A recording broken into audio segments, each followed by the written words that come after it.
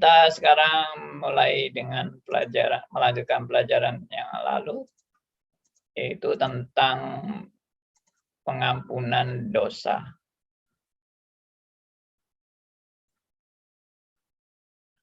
Ya, ada orang yang istilahnya menyindir kekristenan. Banyak, bukan 1-2 orang yang menyindir ini, tapi cukup banyak. Nah, apa sindirannya? Enak ya jadi orang Kristen itu. Berbuat dosa terus, tapi diampuni terus. Berbuat dosa terus, diampuni terus. Ya udah, kalau begitu ya enak aja kan jadi orang Kristen itu. Kita berbuat dosa diampuni, berbuat dosa diampuni, berbuat dosa diampuni. Ya asal pokoknya mau minta ampun aja, ya pasti diampuni. Sehingga itu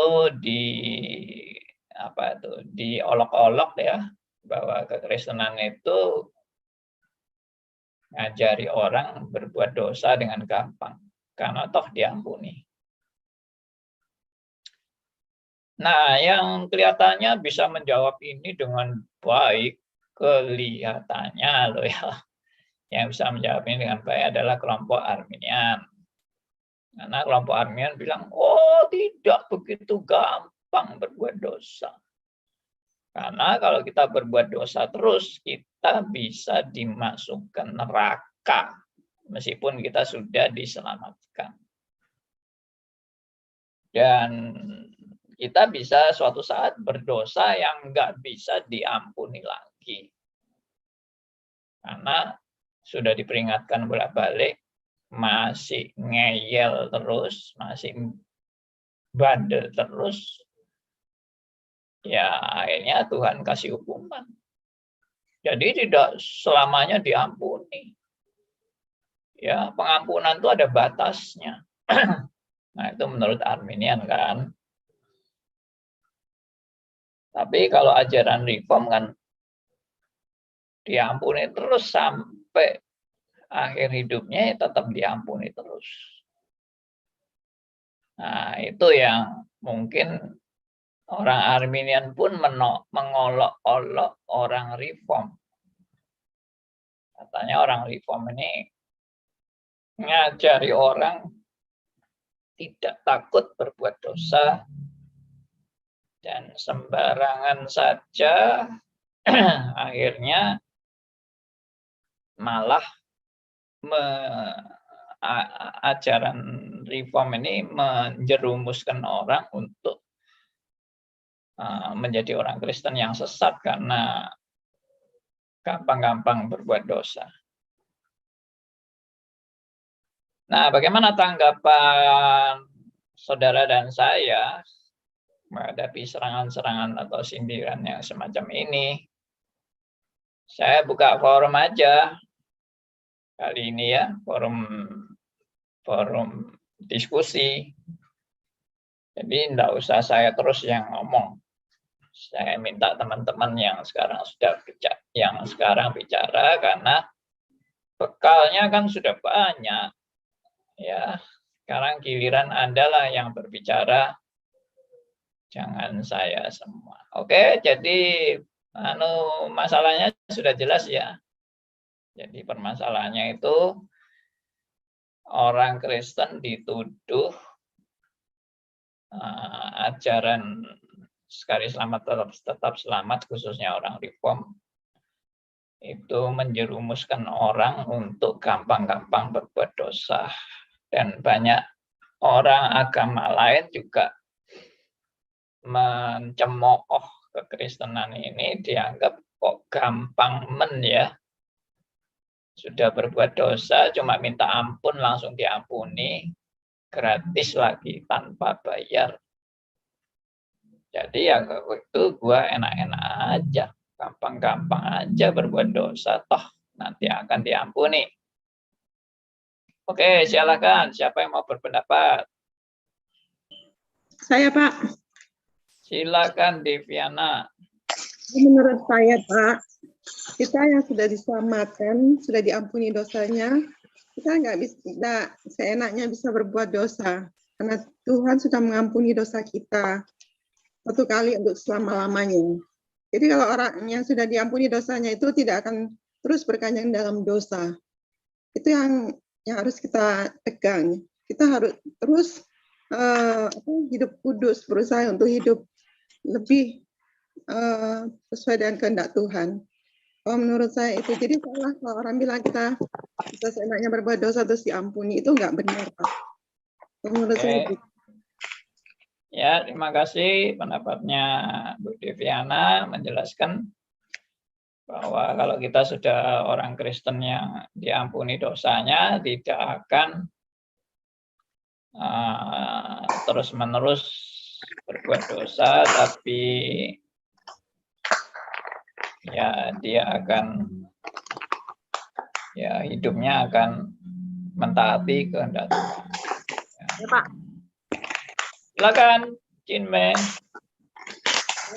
Dalam Mazmur pasal 32 ayat 10 dituliskan, banyak kesakitan diderita orang fasik, tetapi orang percaya pada Tuhan dikelilingi dengan kasih yang setia. Dan Tuhan itu membuat kita kesakitan. Kalau kita nakal. Mazmur 32 ayat 10 ya.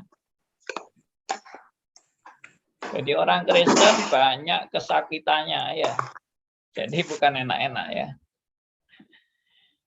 Bukan enak-enak. Oke, terima kasih masukannya. Pagi, Pak Andi. Pagi, Pak Theodor. Pak, saya menyimpulkan dari omongan Bapak mengenai kasih. Menurut saya, Pak, Allah itu pemurah, tapi tidak murahan, Pak. Saya dipermainkan begitu, Pak, ya. Dari pembicaraan Bapak yang sudah-sudah, tapi Pak, ya. Iya. Yes. Allah itu murah hati, tapi bukan murahan. Ya, bagus. Masukannya, terima kasih, Pak Theodor. Yang lain, silakan. Saya, Pak. Ya, Pak Edi Rusli. Ya, memang ini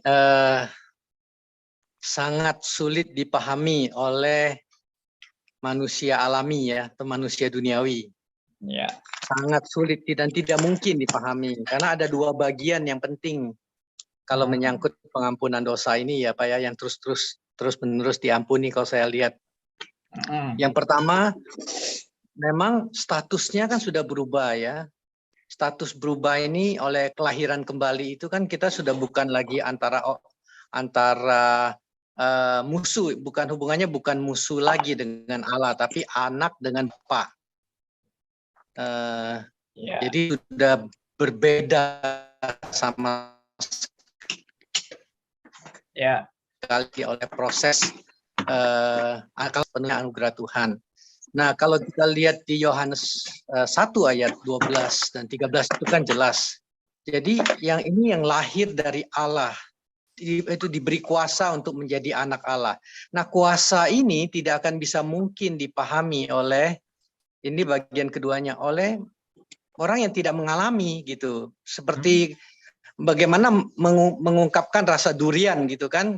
Hanya orang yang makan dan bisa merasakan tuh durian ini rasanya seperti ini. Kalau kita mau ungkapkan dengan kata-kata bagaimanapun, bagi orang yang tidak pernah makan nggak akan bisa tahu rasa durian itu bagaimana. Nah, kuasa menjadi anak Allah ini adalah realitas yang sesungguhnya kan, yang tadi untuk menjawab enak aja kalau gitu bisa bikin dosa seenaknya terus diampuni. Nah, orang yang sudah dibaharui hatinya, rohnya oleh kelahiran kembali itu yang bisa merasakan, enggak seenak-enaknya saya bikin dosa gitu kan, enggak seenak-enak saya dulu sebelum saya kenal Kristus, itu enggak seenak gitu. Orang tapi yang enggak ngerti kan enak, enggak akan bisa memahami. Kalau saya lihat ini realitas kuasa ini yang sangat sulit untuk kita bisa menjelaskan, memberikan pengertian kepada orang yang memang merasakan apa itu kuasa diberi kuasa menjadi anak Allah atau dilahirkan dari Allah. Itu Pak menurut saya. Terima kasih. Terima kasih masukannya. Jadi Pak Edi Rusli menekankan kita kalau sudah menjadi orang percaya itu diberi kuasa menjadi anak Allah. Jadi bukan lalu gampang-gampang berbuat dosa setelah menjadi orang percaya ya. Nah itu sangat sulit memang dimengerti oleh orang yang di luar anugerah Tuhan, karena mereka nggak pernah merasakan itu namanya kasih karunia Allah itu. Ya benar. Jadi memang sulit dimengerti. Ya memang orang Kristen selalu disalah mengerti. Bahkan orang Arminian pun salah mengerti tentang reform. Ya, dianggap reform itu ajaran yang menyesatkan orang itu. Ya. Oke. Yang lain silakan. Siapa lagi? Biasanya Pak Elia maunya terakhir. Halo. Halo. Ya, siapa ini? Bulani. Oh ya, Bulani. Kalau saya Pak, kalau kita sebelum bertobat, kita kan berdosa nggak ngerti ya, belum bertobat itu. Jadi ya umpamanya saya yang dulu sering begini umpamanya ya belum bertobat kan belum lahir baru. Nah sesudah bertobat kan kita lahir baru. Jadi kelakuannya yang dulu yang jelek-jelek atau apa dengan pertolongan Roh Kudus itu pasti dirubah, disucikan gitu ya, dirubah. Dan kalau kita udah lahir baru, jadi kita mau belajar apa kata-kata Tuhan, maksudnya firman Tuhan, kita mau duduk dengar firman Tuhan. Jadi apa yang salah kita bisa koreksi. Tapi step by step kita tetap orang berdosa sampai sekarang ya. Tetap orang berdosa, tapi itu sudah disucikan gitu, maksudnya diampuni. Tetap kita berdosa, tapi kita mau berubah gitu. Jadi bertahap kita naik kelas gitu, lebih jadi yang jelek kita buang, yang menurut firman kita taat aja gitu, seperti anak dan orang tua. Jadi orang sepertinya gitu kan, karena Allah yang suci, kita kan orang berdosa. Tadi kita kan putus hubungan, jadi kita sekarang sudah dekat sebagai anak-anak Allah, ya kita harus taat kepada firman-Nya, perkataannya. Itu. Tapi tetap kita orang berdosa. Ya. Terima kasih sharingnya, Bu Lani. Kita sebagai orang berdosa yang sudah diampuni akan diubahkan terus-menerus dalam hidup kita. Ya. Jadi nggak mungkin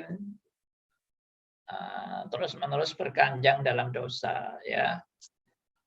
Tapi ada perubahan-perubahan dalam hidupnya. Oke, terima kasih Bu Lani. Silakan yang lain. Siapa lagi? Pak Andi. Silakan Bu Nita. Andi, untuk seperti Nikodemus, Tuhan katakan kau harus lahir baru. Sama seperti juga kita harus lahir baru ya Pak. Tapi lahir baru itu kita masih tetap sebagai manusia yang penuh dengan dosa. Pasti kita berdosa dan berdosa terus. Kita beruntung memiliki Allah yang Maha Pengampun, pengampun dosa. Bukan berarti kita harus terus-menerus melakukan dosa. Seperti tadi Bulani katakan, kita harus belajar terus. Itu karena semua melalui proses. Dan kita juga patut bangga kita memiliki Allah yang hidup melalui Yesus Kristus yang sudah mengampuni kita, sudah menyelamatkan kita. Jadi memang kita sebagai anak-anak Allah itu diberlakukan bahwa Allah mengasihi kita itu berarti kita harus dihajar, dididik oleh Dia supaya kita mengalami proses pengudusan seperti yang Allah inginkan. Oke. Ada di Wahyu 3 ayat 19, Pak. Ya. Jadi betul jatuh bangun, terus tetap menyadari siapa diri kita yang sebenarnya di hadapan Allah, tidak bisa lepas dari pokok anggur yang benar, yaitu Yesus. Jadi tetap hidup harus bertumbuh terus, Pak. Walaupun kita masih tetap melakukan dosa, itu terus-menerus. Tapi kita harus berubah, betul, naik kelas sedikit demi sedikit. Pasti Dia akan mengubah kita. Oke. Amin. Sangat mantap, Bu Nita ya. Terima kasih Bu Nita yang menegaskan bahwa kita itu setiap saat masih tetap berdosa di hadapan Tuhan. Tapi bukan berarti kita gampang-gampang berbuat dosa, enggak. Kita memang sudah diubahkan oleh Tuhan, ya. Kita diubahkan dari hari ke hari. Tapi secara de facto-nya kita enggak pernah lepas dari keberdosaan. Tapi bukan bersenang-senang dalam dosa, bukan, tapi justru tersiksa dalam dosa. Makanya ada ungkapan dari Rasul Paulus yang unik.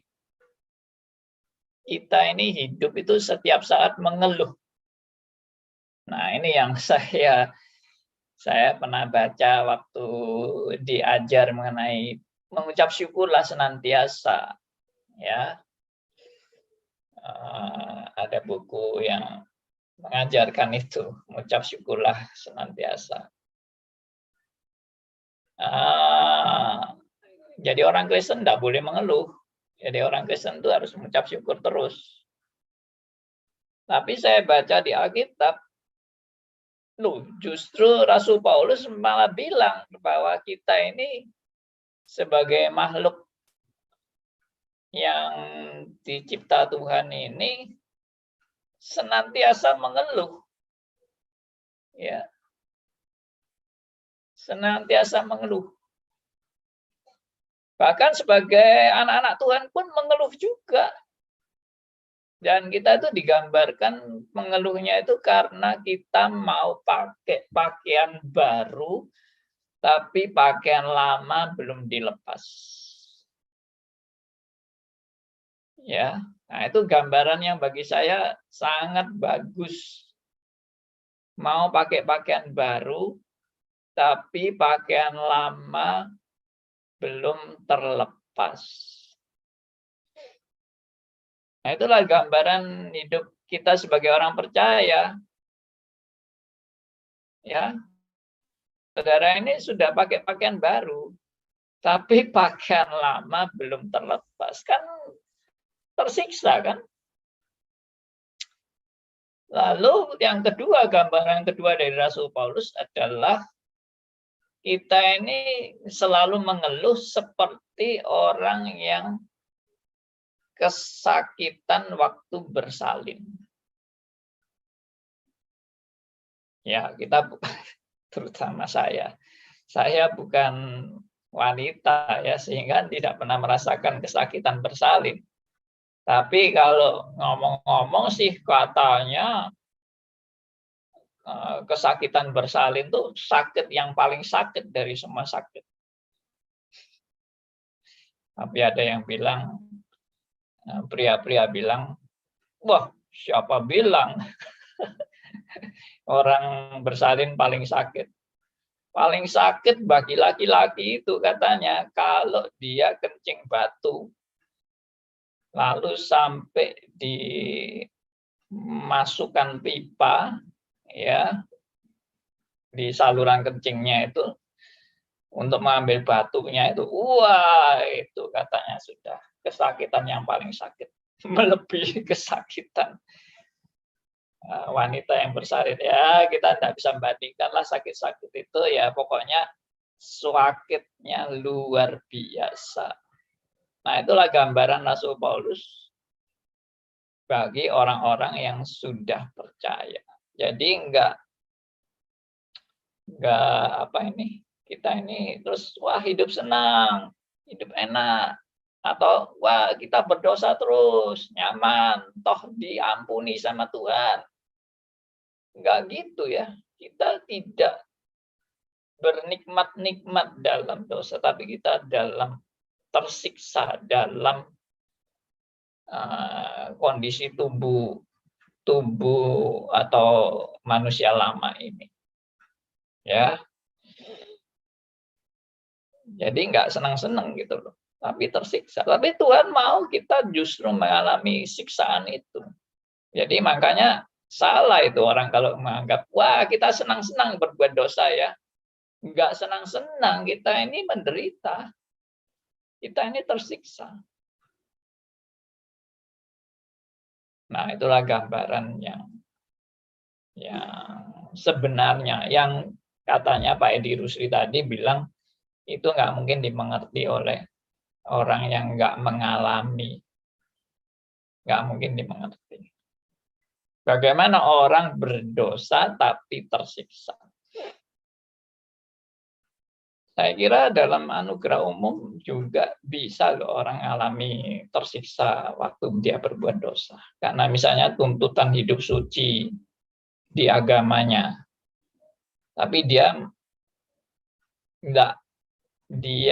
sadar dia nggak bisa hidup suci. Apa nggak tersiksa orang kayak gitu? Ya tersiksa dong. Makanya kalau keadaan tersiksa itu karena pekerjaan Roh Kudus, itu membuat orang akhirnya sadar agama bukan jalan keluar untuk kita bisa mengatasi dosa. Agama itu justru makin menindas dan makin membuat orang menjadi stres, tertekan karena tuntutan-tuntutan agama yang nggak mungkin bisa dilakukan secara sungguh-sungguh, secara kemurnian hati. Nggak mungkin. Tuntutan agama itu adalah kamu sempurna. Kamu melakukan kebaikan itu dengan sempurna. Tidak boleh orang melakukan kebaikan dengan pamrih. Misalnya, aku mau berbuat baik kepada Pak Elia, tapi dengan harapan nanti Pak Elia memuji-muji aku. Ya, itu namanya bukan berbuat baik dong. Itu pamrih namanya. Nah, itu contoh bagaimana berbuat baik yang benar-benar baik, tanpa ada cacat, tanpa ada kekurangan, tanpa ada keegoisan, tanpa ada kepentingan diri, murni, 100% bersih di hadapan Allah. Nggak mungkin. Itu tadi. Oke, silakan berikutnya. Pak. Ya. Saya sangat diberkati sekali dengan uraian Pak Andi tadi sama teman-teman yang lain.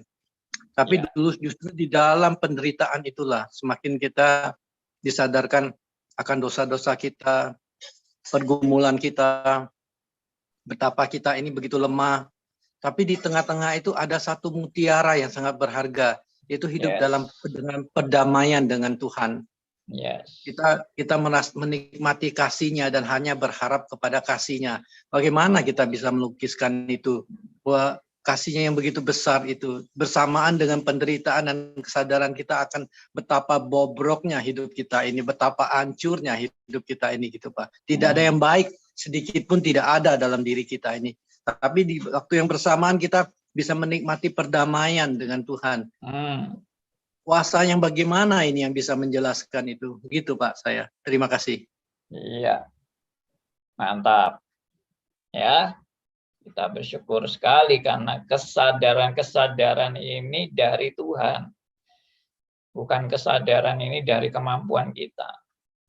Kalau Tuhan tidak mencelikan mata rohani kita, ya kita nggak sadar bahwa kita ini orang bobrok di hadapan Tuhan. Bahwa kita ini orang yang nggak layak. Bahwa kita ini senantiasa di hadapan Tuhan itu kotor.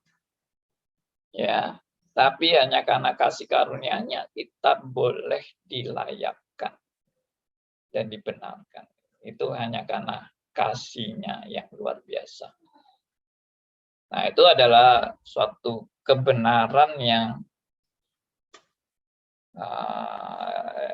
Tuhan nyatakan bagi saudara dan saya yang sudah dicelikan mata rohaninya. Tanpa dicelikan kita nggak akan mengerti, nggak akan paham kebenaran-kebenaran ini. Ya, puji Tuhan. Ya, oke. Ada teman-teman lain, silakan.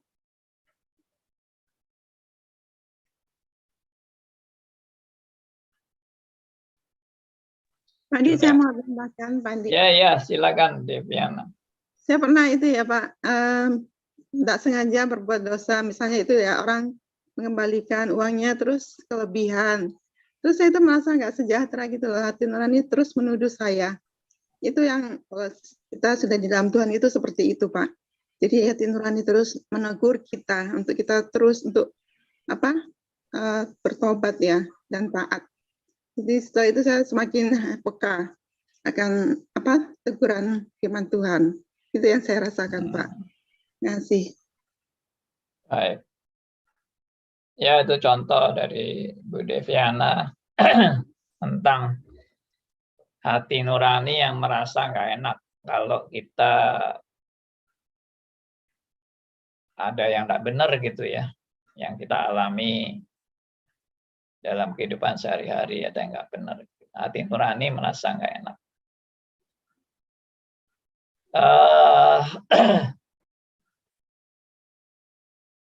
Cuma bukan sekedar itu ya, bukan sekedar merasa nggak enak, itu hanya satu bagian dari pekerjaan Roh Kudus yang mau mengarahkan kita kepada pengudusan yang benar menurut firman Tuhan. Contoh dari Bu Deviana itu baru langkah awal. Maksudnya begini, maksudnya kalau orang punya hati nurani yang gak enak karena ada hal yang gak benar, itu juga bisa dialami oleh semua orang beragama pada umumnya.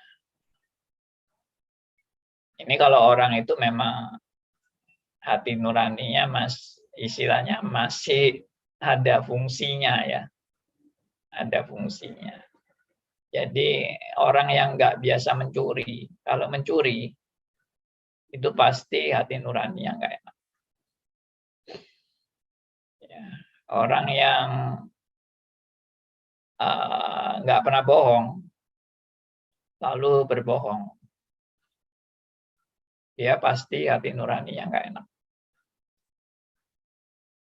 Tapi kalau berhenti sampai di situ, ya itu masih konteksnya anugerah umum ya, anugerah umum itu. Nah, anugerah khusus itu menyadarkan kita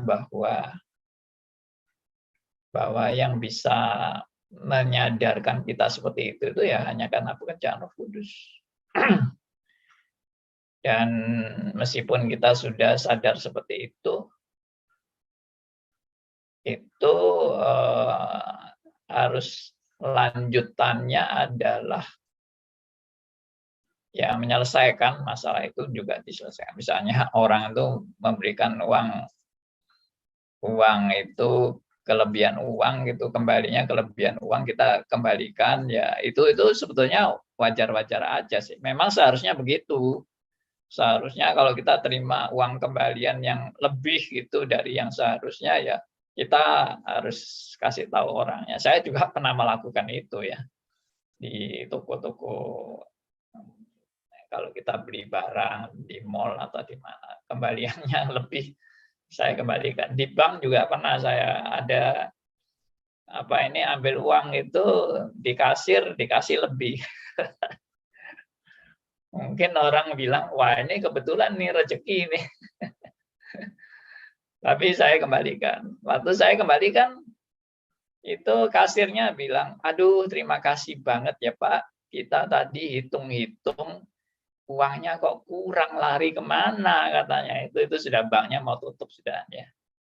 Biasanya kan mereka bank tutup itu dihitung-hitung gitu.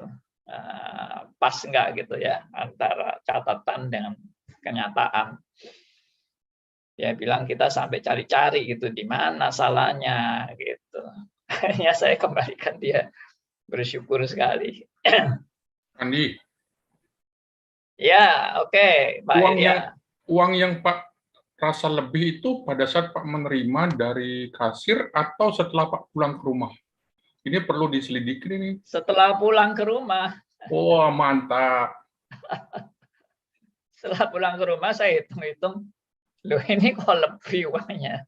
Saya hitung sampai 2-3 kali, apa saya yang keliru hitung atau gimana. Nah, biasa pakai alat ya Pak?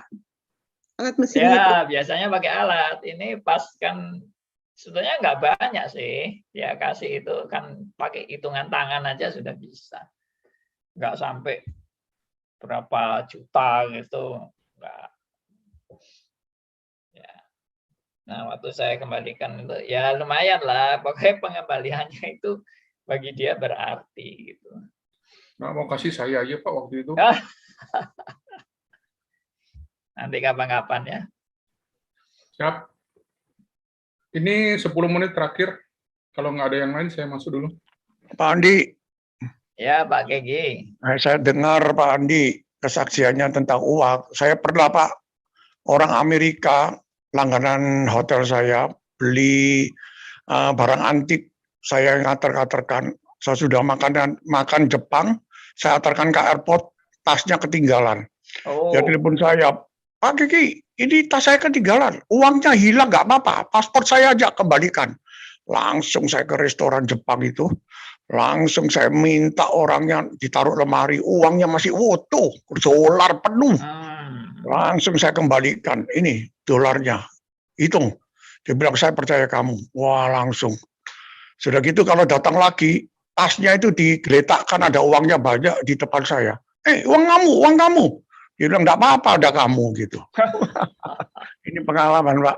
Pernah lagi ini, di depan rumah saya, uang sak gendel, jatuh. Saya nggak kelihatan jatuh, tahu-tahu ada di pinggir rembong. Saya panggil orang itu ya orang haji mungkin. Berdiri di agak jauh. Pak, uangnya Pak. Padahal saya nggak tahu uangnya dia apa. Pak, uangnya Pak. Diambil dia. Wis gak melok-melok, aku nggak urusan ngono Pak. Wedi dosa. Oke, terima kasih gitu aja. Ya, terima kasih kesaksiannya. Hari ini dua senior saya hebat-hebat sekali ya. Wah, tepuk tangan. Tangan saya tidak bisa gitu. Terima kasih. Ya, Pak Elia. Ya, saya tertarik sebetulnya sudah dari tadi, tapi saya nunggu ya, sesuai dengan janji saya. Saya 2 terakhir. Saya mengamatin begini Pak, yang Pak tanyakan adalah bagaimana kita menanggapin tuduhan jadi orang Kristen tuh enak ya, berdosa diampunin, begitu ya kurang lebih. Saya melihat begini Pak, manusia itu tidak luput dalam kejatuhan gitu ya. Iya. Namanya kejatuhan bukan menjatuhkan diri. Kalau sampai orang itu menjatuhkan diri karena prinsip yang disampaikan tadi, itu bukan orang Kristen. Tetapi kalau orang Kristen yang kejatuhan dalam dosa atau terjatuh dalam dosa itu tidak mungkin tidak dialamin oleh kita sampai kapanpun, sampai kita meninggal. Jadi konsep menjatuhkan diri dengan terjatuh itu harus betul-betul dipahami. Kalau orang Kristen yang menjatuhkan diri dalam pencobaan, yaitu yang tadi pagi Pak, saat saya baru begitu bangun, saya melihat, wah rame sekali itu, waduh. Terus ada satu yang bilang, saya mau mancing Pak Elia masuk dalam hati saya. Poinnya adalah, kalau kita tahu itu dosa atau menyebabkan sebuah, tanda kutip, dosa, kejatuhan diri sendiri atau orang lain, sebaiknya jangan dilakukan, karena bukan itu prinsip yang ada di dalam Alkitab tentang mengampunin 7 kali, berapa itu ya? Tapi itu kan namanya bukan sengaja, bukan menjatuhkan diri, tapi terjatuh. Dan waktu kita terjatuh, itu melalui proses pengudusan yang terus-menerus naik tingkat. Itu yang saya tadi terlintas dalam pikiran. Thank you. Baik, Pak Elia. Jadi sebagai anak Tuhan, kita sadar, justru disadarkan kita ini selalu dalam keberdosaan, ya, dalam keberdosaan senantiasa, tapi bukan sengaja menikmati dosa. Nah, itu nggak benar, ya. Tapi justru dalam keberdosaan itu malah menyadarkan kita betapa kita memang tidak layak di hadapan Allah. Dan betapa kita ini seharusnya solusinya itu bukan bagaimana saya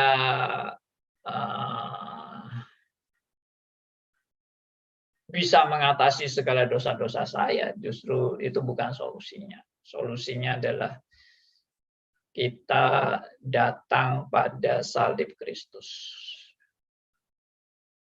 Nah, itu yang satu hal yang Tuhan nyatakan kepada kita dalam keberadaan kita sebagai orang berdosa. Jadi, seperti yang saya pernah sharingkan, saudara, ya, mengapa Tuhan itu membiarkan dosa masih bercokol dalam hidup kita sebagai anak-anak Tuhan? Itu pernah saya pertanyakan pada diri saya sendiri setelah saya bertobat. Saya pernah merasa diri saya sudah sempurna. Tapi setelah beberapa lama waktunya, saya baru sadar saya ternyata tidak sempurna. Dan saya masih berdosa di hadapan Tuhan. Bahkan makin diperlihatkan dosa-dosanya. Nah, pertanyaannya itu tadi, kenapa kok Tuhan malah membiarkan keberdosaan ini terus-menerus ada? Nah, itu saya nggak ketemu jawabannya waktu itu. Baru setelah saya belajar reform, baru sadar bahwa memang itu sengaja. Maksudnya Tuhan itu memang sengaja, tanda petik, sengaja membiarkan dosa itu tetap bercokol dalam hidup saudara saya. Bukan supaya kita membenarkan diri dalam keberdosaan kita, bukan. Tapi justru itu tadi, mau menyadarkan dan menginsyafkan bahwa saudara dan saya ini nggak layak sama sekali di hadapan Allah. Nah, kalau Anda sudah merasa nggak berdosa, tentunya Anda merasa layak, kan? Dan tentunya Anda merasa itu hasil prestasi-prestasi saya, kan? Saya boleh diselamatkan itu karena usaha saya, kebaikan saya, prestasi saya. Justru Tuhan mau sadar kita itu nggak mungkin bisa layak karena usaha-usaha kita. Makanya justru dikasih tanda petik segala keberadaan keberdosaan kita itu tidak bisa lepas dari tubuh yang fana ini. Supaya kita juga terus-menerus yang namanya bersandar pada Tuhan itu terus-menerus, bukan sewaktu-waktu. Terus-menerus, senantiasa. Ya. Tiap detik bergantung sepenuhnya pada anugerah Allah bukan pada kehebatan diriku. Tapi ini bukan spirit membenarkan diri dalam dosa, bukan spirit aku boleh menikmati dosa. Enggak, itu orang salah ngerti. Enggak paham itu, seperti yang Pak Edi Rusdi bilang, banyak orang enggak paham tentang anugerah. Dan anugerah itu bukan menyebabkan kita gampang berbuat dosa. Anugerah itu membuat kita terus-menerus belajar bersyukur kepada Allah dan terus-menerus belajar berbuat baik yang terbaik bagi kemuliaan Allah karena pengucapan syukurku, karena belas kasihan Tuhan bagiku. Karena Tuhan sudah melakukan yang terbaik bagiku, menebus dosa-dosaku. Dan aku orang yang berhutang dan selalu mau belajar yang terbaik bagi kemuliaan Tuhan. Tapi aku terus-menerus juga menderita. Dalam mengalami keberadaan ini, aku menderita, bukan bersuka cita, bukan bersenang-senang, bukan happy-happy. Nah, itu yang Alkitab ajarkan kepada Anda dan saya. Ya. Nah, ada orang kan bilang tadi kan bilang gini kan, enak ya, Tuhanmu itu Maha Pengampun dan Penyayang. Lalu asal kamu minta ampun, langsung dosanya sudah dihapus. Enak ya, punya Tuhan kayak gitu. Nah, kita juga bisa balik. Nah, Tuhanmu bagaimana? Iya toh. Kalau dia bilang enak ya punya Tuhan kayak Tuhanmu itu. Nah, kalau Tuhanmu bagaimana? Kalau Tuhanmu Al-Gojo yang selalu menghitung-hitung dosamu, bisakah kamu selamat dari atau luput dari hukuman Allah? Seandainya Tuhanmu itu Al-Gojo yang atau hakim yang selalu menghitung-hitung jumlah dosamu, dapatkah kamu benar-benar diselamatkan? Ayo hitung-hitungan antara kebaikanmu dan dosamu kalau memang pakai sistem timbangan. Padahal Alkitab tidak pernah mengajarkan kebaikan itu pakai sistem timbangan. Alkitab itu mengajarkan kebaikan yang mau dibawa kepada Allah dari manusia itu harus kebaikan yang 100% sempurna. Ketaatan pada hukum Allah untuk bisa membawa kita pada keselamatan itu adalah ketaatan yang 100% sempurna. Bukan ketaatan yang setengah-setengah kan. Saya mau disuruh bos saya untuk setor uang 100 juta ke bank. Oke, saya taat. Saya mau setorkan uang 100 juta ke bank. Tapi uangnya tak kurangi, tinggal 80 juta, 20 jutanya saya ambil. Itu namanya ketaatan enggak? Ya, enggak taat itu namanya, meskipun uangnya tetap disetorkan. Anda menyetorkan uang 80 juta, 20 jutanya diambil. Taat kan? Iya taat. 80% taatnya, 20% saya ambil. Itu namanya taat enggak? Ya biarpun Anda taat itu, tapi Anda tetap dilaporkan polisi. Jadi itu tuntutan Tuhan. Tuntutan Tuhan itu bukan separuh-separuh. Bukan Anda mentaati hukum itu, ya hukum pertama, kedua, ketiga, keempat, kelima, boleh. Keenam, boleh dilanggar. Ketujuh, tidak boleh. Kedelapan, tidak boleh. Kesembilan. Jadi satu hukum aja boleh melanggar. Nah, itu saya sudah bilang kan, Yakobus 2 ayat 10. Kamu melanggar satu bagian saja daripadanya sama dengan kamu sudah melanggar seluruhnya. Luar biasa kitab itu. Nah, kita dulu mau memaparkan kalau kamu memang mau diselamatkan karena ketaatan, kamu harus sempurna sempurna 100% ketaatan. Sanggupkah? Ya sudah. Kalau Tuhanmu bukan Tuhan pengasih dan penyayang, ya tinggal tunggu pintu neraka aja. Nah, tapi Tuhan yang pengasih dan penyayang ini bukan hanya ngampuni. Enggak, dia mengampuni kita dengan membayar lunas hutang yang harus kita bayar. Digantikan dengan anaknya yang tunggal, yaitu Sang Yesus Kristus. Makanya, waduh, kekristenan ini suatu yang lengkap ya. Suatu yang utuh, lengkap, integrated, konsisten, komprehensif, holistik. Itu kekristenan. Bahwa Allah tidak mengampuni kita cuma sekedar mengampuni. Akhirnya ya itu tadi, itu justru kalau ngampuni kayak gitu itu malah nggak konsisten Allah kita itu. Allah kita itu mengampuni karena ada yang bayar.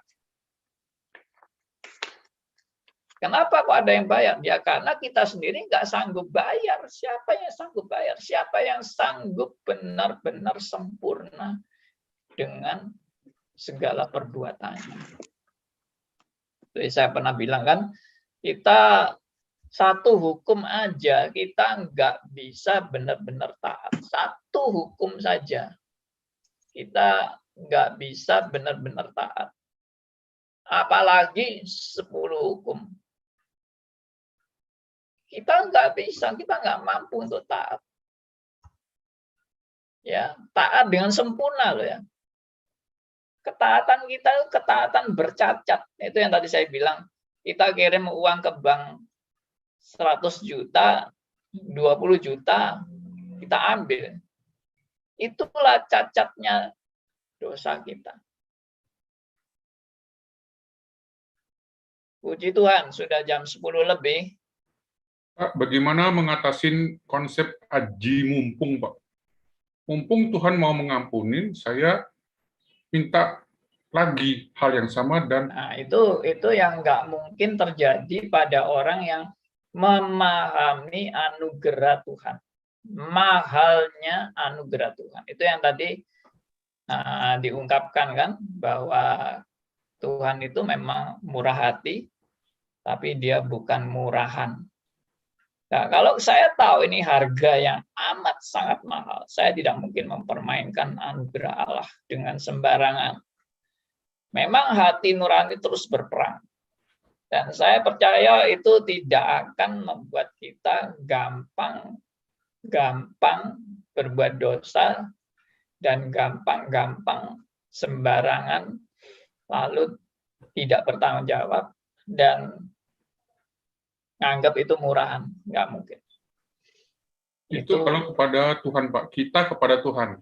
Tapi kalau kita kepada sesama, Pak, gimana, Pak? Nanti Ya pasti. Kalau kepada sesama itu kan aplikasi kita kepada Tuhan. Jadi aplikasi kita kepada sesama itu adalah buah dari hubungan kita dengan Tuhan. Jadi nggak bisa, itu bukan dualisme. Lalu hubungan dengan Tuhan beres, hubungan dengan sesama nggak beres. Yang nggak mungkin itu. Justru nggak beres berarti kalau hubunganmu dengan sesama nggak beres, hubungan dengan Tuhan beres, ya berarti hubungan dengan Tuhannya yang nggak beres. Hubungan dengan Tuhan itu kalau beres, pasti diwujudkan dengan hubungan dengan sesama yang beres.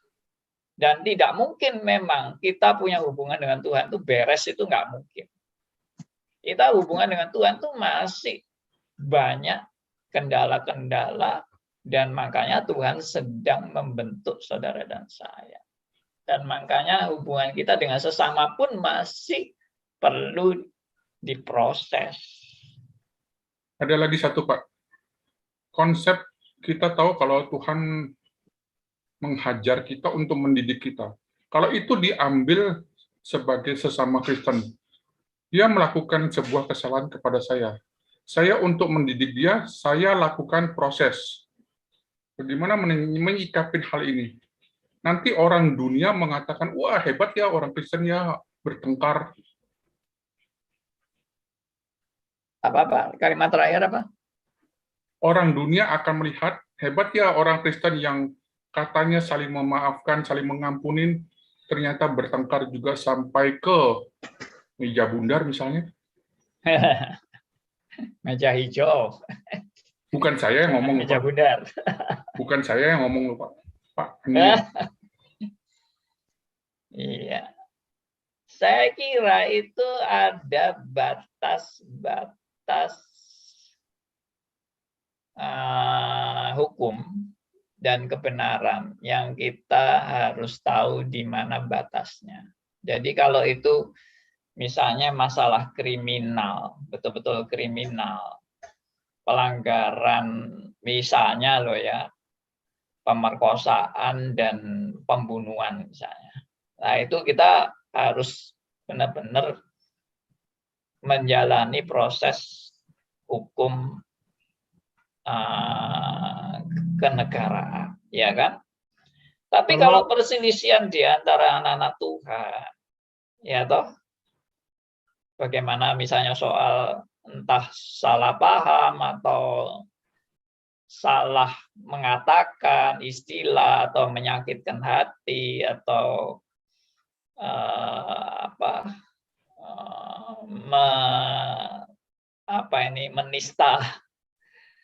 menista hati nurani orang atau bagaimana ya.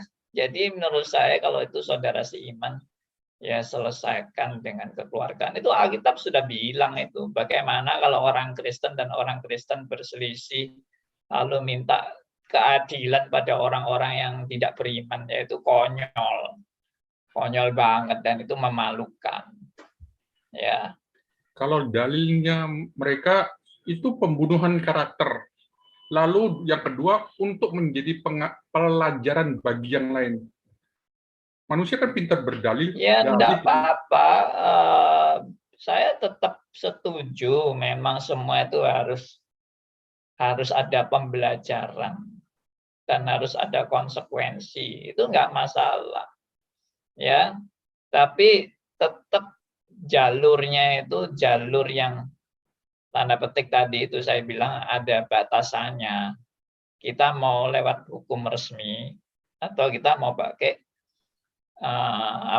istilahnya hukum kasih yang dalam persaudaraan seiman. Nah, itu pasti itu berbeda. Kecuali kalau ini loh ya, kalau orang nipu uang sampai bermiliar-miliar lalu cuma ya dimaafkan gitu aja. Ya itu kan nggak bisa. Itu memang harus ada jalur hukumnya. Apalagi pembunuhan, pemerkosaan dan sebagainya. Nah, itu memang harus ada jalur hukumnya.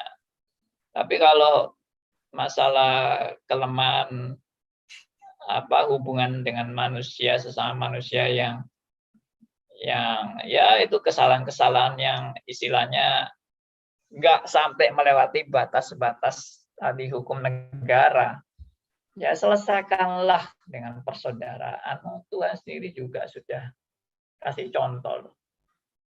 Apalagi lalu tujuannya mau balas dendam. Ya itu sudah tidak benar lagi balas dendam itu.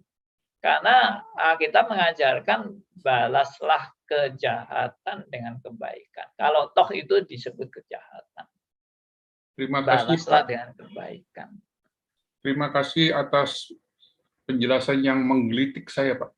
Yes, oke. Terima kasih. Kita sudah sampai pada waktunya. Ya, mari kita. Pandi bisa tambah sedikit aja, Pak. Oh ya, Bu Pili. Kebanyakan kita sebagai anak-anak Tuhan kadang-kadang kita tidak sadar bahwa menjadi orang yang sudah diampuni bukan berarti si aku lama itu sudah hilang gitu. Ya. Jadi si aku lama itu tetap kita harus tidak masa bodoh, sebab firman Tuhan juga mengatakan kita jadi ciptaan baru, kita di dalam Kristus kita sudah jadi ciptaan baru, yang lama sudah berlalu. Artinya kita selalu harus hidup untuk itu, untuk kebenaran itu gitu, menjadi ciptaan baru. Apakah nanti kita jatuh bangun itu bukan masalahnya, asal kita tidak masa bodoh, Pak. Maksudnya bilang membiarkan diri kita aja gitu. Karena seperti yang Pak Andi selalu ingatkan kita itu kita harus do the best gitu. Tapi Yes. kalau kita tidak melakukan yang terbaik, ya itu berarti kita juga membohongi diri kita sendiri gitu. Baik. Nah, jadi itulah jadi ciptaan baru yang selalu kita diingatkan di dalam Kristus kita adalah ciptaan baru, yang lama sudah berlalu, yang baru sudah datang gitu. Oke. Ya, itu aja. Ya, terima kasih Bu Willy yang mengingatkan kita bahwa kita sudah menjadi manusia baru dan yang terus-menerus diperbarui. Ya, tidak berarti jadi manusia baru lalu selesai. Terus-menerus diperbarui. Dan manusia lama terus-menerus dimatikan. Itu dua hal yang terjadi dalam kehidupan kita sebagai orang percaya. Oke, puji Tuhan, kita sudah sampai pada akhirnya dan kita akan tutup dalam doa. Saya boleh minta Pak Theodor ya, tutup dalam doa, bisa Pak Theodor? Iya Pak, pagi Pak. Ya. Ya. Ya, mari kita berdoa. Bapak, kami mengucap syukur karena pada sesi ke-156 ini Allah sendiri menyadarkan kami bahwa kami makhluk berdosa. Dan kami bersyukur Allah juga berinisiatif mencari dan menyelamatkan yang terhilang. Allah sejatinya membebaskan umatnya dari kutuk dosa sehingga beroleh hidup kekal. Tapi kami mohon Tuhan, biarlah ketika kami sudah menerima karya keselamatan, kami juga tinggal dalam kebenaran. Engkau memperbaharui kami, walaupun manusia lama masih ada dalam kami. Dan kami hidup dalam topangan Allah, dalam kasih setia Tuhan, sehingga waktu kami terutus ke tengah-tengah dunia, kami juga boleh memberi jawab dengan tepat. Dan pimpinan Allah membawa umat Allah kepada salib Kristus. Sehingga dunia bukan melihat kepada pertobatan moralis, tapi kami masuk dalam karya Roh Kudus yang sejati. Kami memiliki ketaatan sempurna di hadapan Allah, senantiasa bergantung kepada Allah. Tuhan, kami secara khusus menyerahkan Bapak Andi Halim dan RMC dalam pelayanan, dalam keluarga, dalam pekerjaan, biar semakin banyak jiwa dimenangkan bagi Tuhan. Kami berdoa menyerahkan kesehatan kami menyerahkan waktu di depan, sesi-sesi mendatang dalam anugerah Tuhan. Kami berdoa kepada Bapa di sorga dalam nama Tuhan Yesus, penebus juru selamat yang hidup. Amin. Amin. Oke, terima kasih. Tuhan berkati.